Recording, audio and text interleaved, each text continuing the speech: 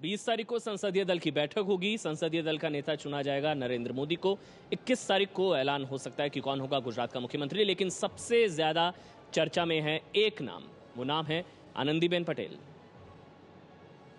हमें खुशी है और कार्यकर्ताओं ने जो मन लगाकर, दिल लगाकर जो काम किया है वो सक्सेस हुआ है। और गौरव की बात ये है कि गुजरात का ही एक पनौता पुत्र और सीएम ये देश के बड़ा प्रधान बनने जा रहे थे, तो उसी तो काफी खुशी गुजरातियों में थी। तो गुजरात के सभी मतदाताओं ने तय किया था कि अब की बार मोदी सरकार। लोकसभा चुनाव में मिली शानदार जीत पर नरेंद्र मोदी को बधाई देती ये हैं आनंदीबेन पटेल। 72 साल की आनंदीबेन गुजरात सरकार में वरिष्ठ मंत्री हैं और मोदी की बेहद भरोसेमंद मानी जाती हैं। पिछले कुछ अरसे में जब भी मोदी के पीएम बनने की चर्चा चली, गुजरात में हमेशा आनंदीबेन को ही मोदी की सबसे मजबूत उत्तराधिकारी के तौर पर देखा गया। चुनावों में मोदी की जीत का जश्न हो या कोई और अहम मौका, गुजरात के भीतर मोदी के करीबी नेताओं के ग्रुप में आनंदीबेन की हमेशा खास जगह रही है। गुजरात में मंत्री के तौर पर आनंदीबेन पटेल के चौथे कार्यकाल के दौरान मोदी ने उन्हें 4 अहम मंत्रालयों का जिम्मा सौंपा, जिनमें शहरी विकास मंत्रालय के अलावा राजस्व, सड़क और आपदा प्रबंधन जैसे अहम विभाग शामिल हैं।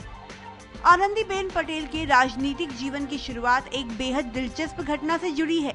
बात 1987 की है, जब आनंदीबेन एक स्कूल में टीचर हुआ करती थी। स्कूल की पिकनिक के दौरान 2 बच्चियां नर्मदा नदी में गिर पड़ी। आनंदीबेन ने अपनी जान की परवाह किए बिना नदी में छलांग लगा दी और दोनों बच्चियों को बचा लिया। आनंदीबेन की वीरता की चर्चा सुनकर बीजेपी नेता इतने प्रभावित हुए कि उन्हें पार्टी में शामिल होने का न्योता दे दिया।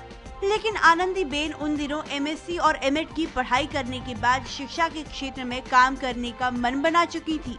लिहाजा उन्होंने पहले तो राजनीति में आने से साफ इनकार कर दिया, लेकिन फिर उन्हें लगा कि राजनीति के जरिए भी लोगों की सेवा की जा सकती है। इसके बाद 1987 में वो बीजेपी में शामिल हो गयीं और जल्द ही उन्हें बीजेपी महिला मोर्चा की गुजरात इकाई का अध्यक्ष बना दिया गया। 1994 से 1998 तक आनंदीबेन बीजेपी की राज्यसभा सांसद रहीं। 1998 में आनंदीबेन पटेल ने पहली बार विधानसभा चुनाव लड़ा और अहमदाबाद की मंडल सीट से जीत हासिल की। तत्कालीन मुख्यमंत्री केशुभाई पटेल ने उन्हें शिक्षा मंत्रालय की महत्वपूर्ण जिम्मेदारी सौंपी। साल 2002 में आनंदीबेन ने नरेंद्र मोदी की अगुवाई में पाटन से विधानसभा चुनाव जीता और एक बार फिर से गुजरात की शिक्षा मंत्री बनी। 2007 में भी आनंदीबेन ने एक बार फिर से मोदी की अगुवाई में पाटन से चुनाव जीता। इस बार मोदी ने उन्हें शिक्षा मंत्रालय के साथ साथ राजस्व और सड़क जैसे 2 अहम मंत्रालयों की कमान भी सौंप दी।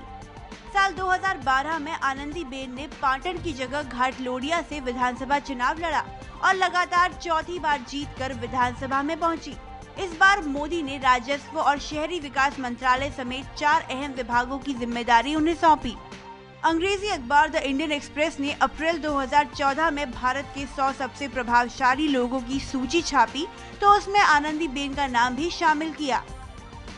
गुजरात में आनंदीबेन पटेल की छवि एक ऐसी मंत्री की है जो अपनी जिम्मेदारियों को बेहद गंभीरता और कुशलता से निभाती हैं और जिन पर मोदी सबसे ज्यादा भरोसा करते हैं।